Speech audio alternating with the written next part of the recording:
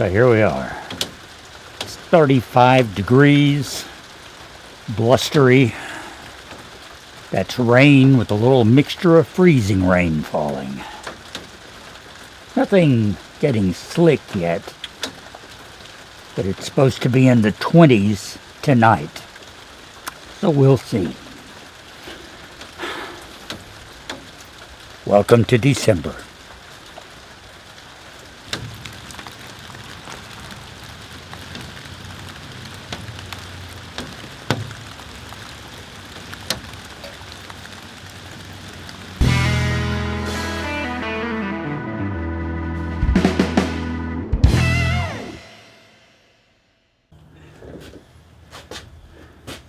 Hey everyone, welcome back to the MT and me. Well, winter has come to us with a bit of a vengeance here in South Arkansas. And I know by a lot of you defining winter, this is nothing. It's cold, it's wet, but we don't have any snow or ice or anything like that. It's just cold and wet. But for us Southerners, that's enough. All right. This week, it has rained. And I mean, it has done some serious rainfall. Just about every day. It's been cold, it's been wet, and we've had some very heavy rain several times. So, I thought it'd be a great idea to come back here inside Pearl again and just see if she's been leaking anywhere. Since that has been a problem in the past. Now, she's come through a couple of light to moderate rain showers and done okay. But this has been some real heavy, cold rain. And I really want to see what this corner back here looks like and see if anything's gotten wet. So let's go check it out.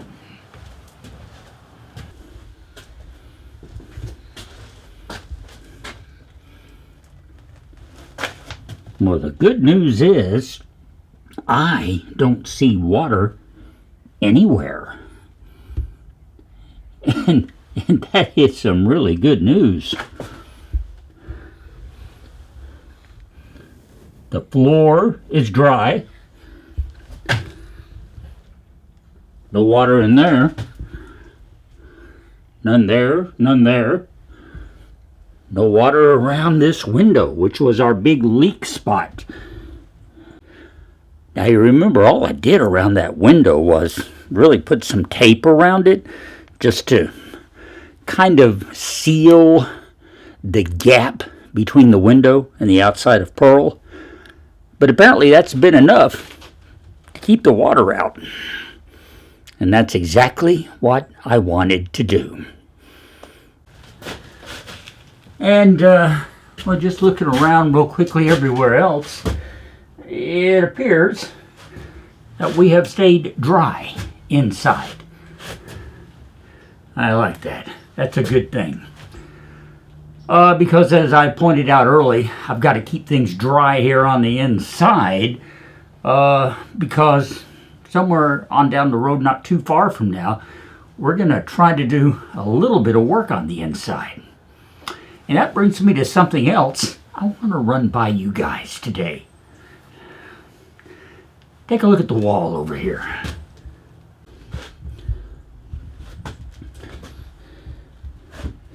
Pearl still has some of her original insulation up here. It's like a 1.5 inch thick hard cell foam insulation. Gotten some of it down, but not all of it. Now behind that, there is this thin ply of wood. I say ply of wood.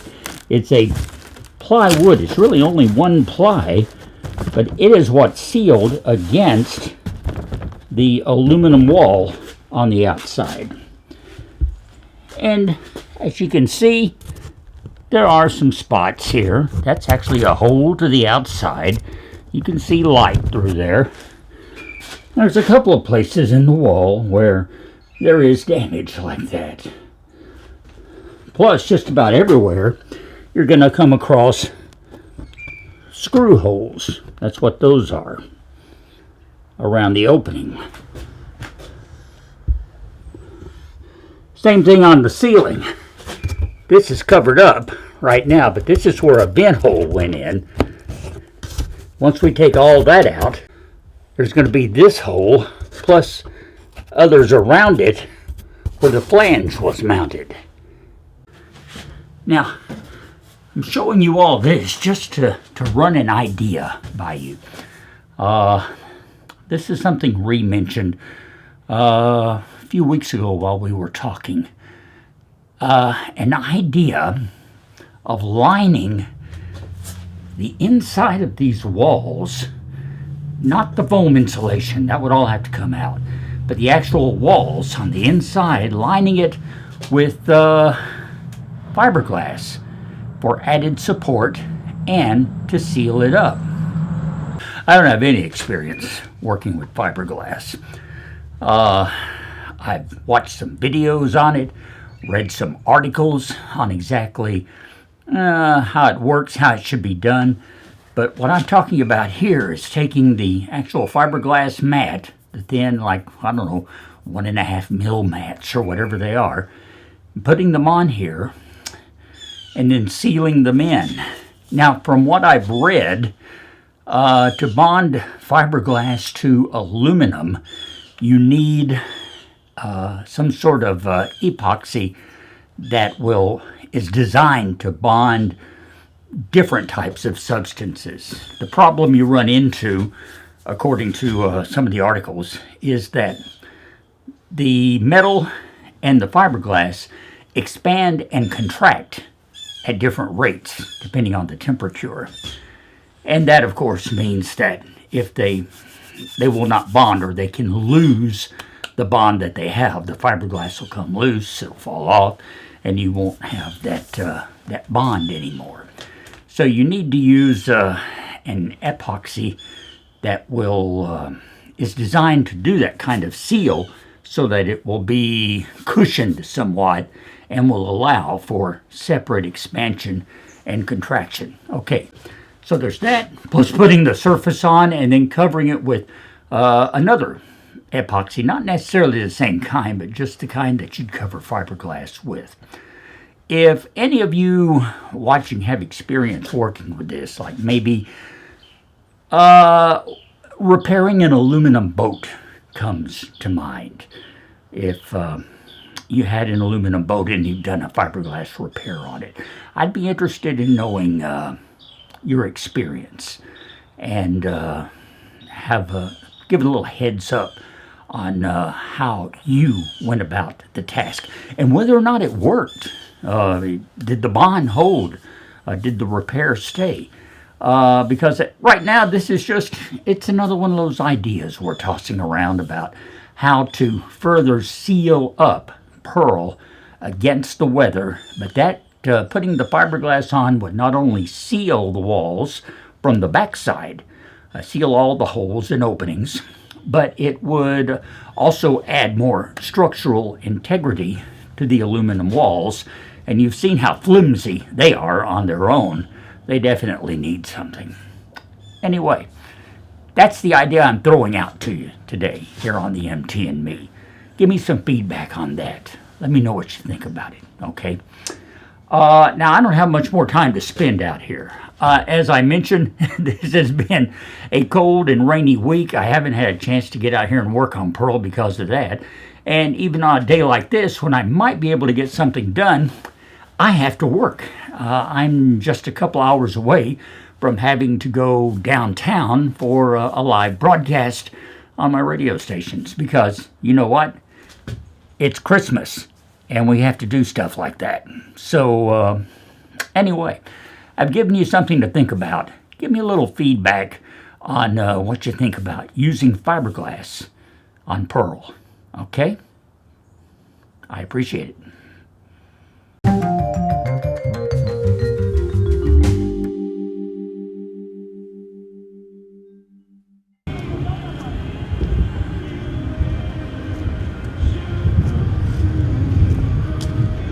Station 102.7 The Light.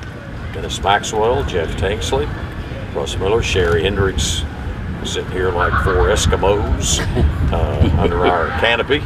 And we have been in the shade for most of the afternoon. It was so warmish when we were setting up, but not now. But hey, it's supposed to feel like this for Christmas in Crossing. Well, we got started about 45 minutes earlier than we had planned to, and one of the reasons is we had to leave the pavilion last night. We were going to broadcast 3 to 6. Lo and behold, there was a wedding planned on the pavilion, and we didn't want to get in the way of that, did we? Nope, so not at all. We kind of sped up, and it was getting cold. There wasn't a whole lot going on downtown, and we decided to go ahead and wrap it up about 30 minutes early and start today about 45 minutes earlier than we had planned. So I want to thank our engineerettes back at the studio. They always do a great job. And they've had a tough time this afternoon. Had a tough time dealing with this crowd, with these four musketeers, I can tell you. So anyway, we will broadcast on Q-Light Monday over at Hamburg for Hamburg holidays beginning at 2, including the Christmas parade over there. And hey, some of the merchants still open here in Crossett. You're able to seek them out and find them open. They appreciate your business.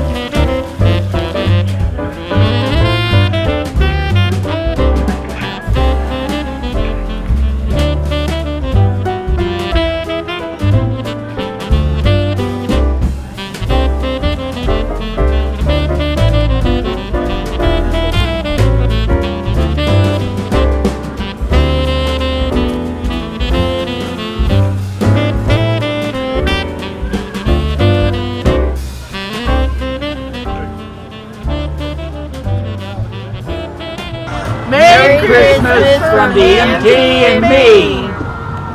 And then Happy New Year. Why not? Yeah. Yeah.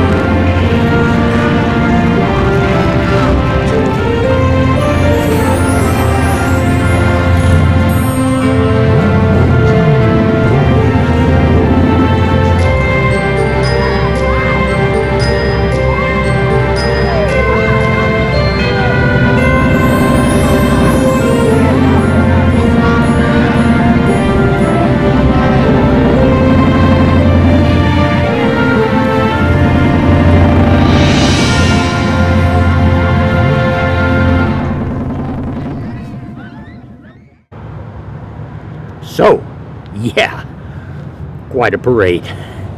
Quite a parade. There's more Christmas to come. We'll have some more for you next week, because 'tis the season.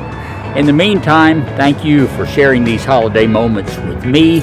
I love you, Nomies. I hope your holidays are going great too. To each and every one of you, thanks for watching. Subscribe below if you haven't already. Give me a thumbs up. Join us next time around right here on the MT and Me. Till then, I'm Russ. And as always, we'll talk later.